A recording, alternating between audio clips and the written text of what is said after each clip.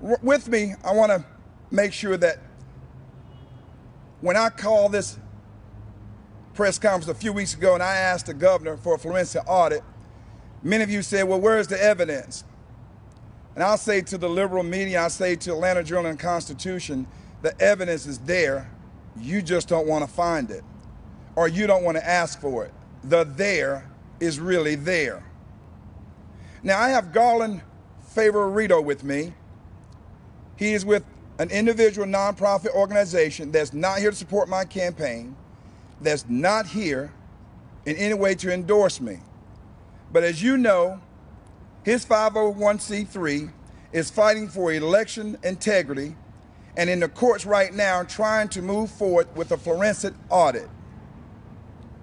He has seen this evidence firsthand and is here today to support the need not only for a forensic audit in Fulton County, but for an audit in 159 counties.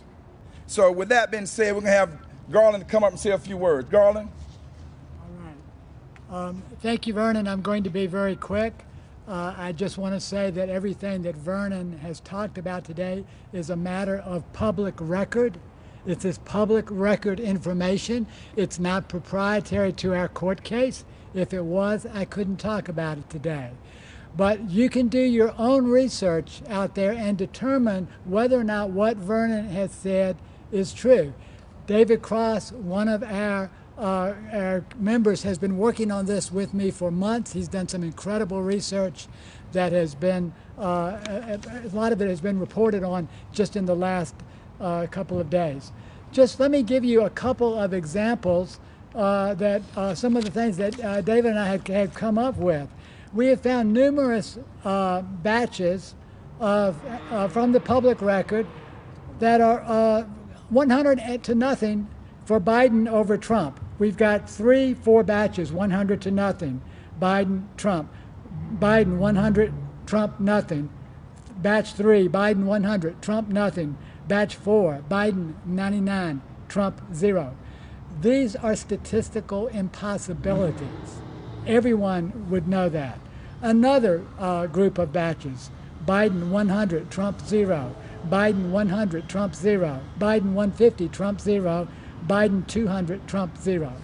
Secretary of State has to know that this information was incorrect. It's been there for months, ever since this audit data has been released. It's public data, and I want to personally thank David Cross, who's done such an amazing job of analysis. And I challenge everyone out there, particularly the media, stop telling us there is no evidence of election fraud. You're lying. There is evidence. Vernon's just put it out. David has had it for months. We've got 4 sworn affidavits of counterfeit ballots in Fulton County's election results. 2 audit monitors further confirming that. This information has been available since November. There is evidence of election fraud, and anyone in the country that says it does not is lying to you. It's time for the people in this country to wake up. So with that, thank you very much. I'm going to see if David wants to share anything now. Sure. Sure.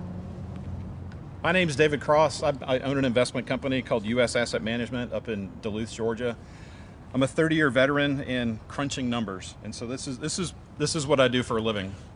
I have shared this with at least 60 people in the media, and only 4 have reached back out to me. 1 with the Washington Post, 1 with 11 Alive, and 1 with the AJC. And as it stands right now, this is not theoretical. This is not statistical impossibilities. This is fact. The batch I'm showing you right now, absentee scanner 2, batch 18, was reported as 0 for Trump and 0 for Biden, and the actual count was 36 for Trump and 61 for Biden.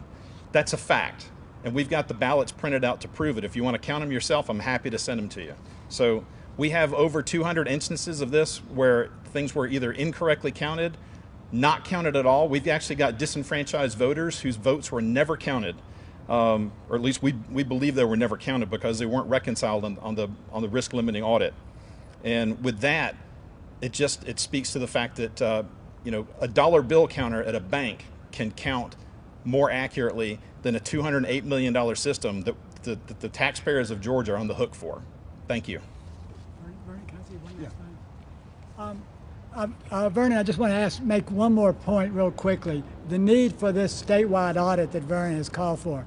Our lawsuit is only about the mail-in ballots at Fulton County. It's a very small scope.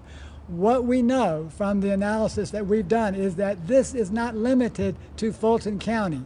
These types of discrepancies exist in a variety of counties throughout Georgia. Pick your county: Cobb, Douglas, Gwinnett, DeKalb, Chatham. Pick your county. All the major counties have major discrepancies like this, and this is why we need to have a statewide audit. Our little inspection lawsuit is not going to solve the problems, and this is why I want to stand with Vernon on this and anyone who calls for a statewide audit. It's the obvious thing that we have to do. Yes. One question. So we keep hearing that leaders in our state saying that there's not enough, of this stuff kind of thing to overturn the election results. What are you seeing? Is there a lot of evidence that would potentially alone was incorrect? Yeah, and David is pointing out to the fact that expert testimony has in Fulton County alone has shown a 21% error rate in the hand count audit results. So 21% of 147,000 ballots is more than the 12,000 vote difference in the presidential race, and if my math holds me right, it may even be more than the 17,000 vote difference in the U.S. Senate rate that caused the runoff.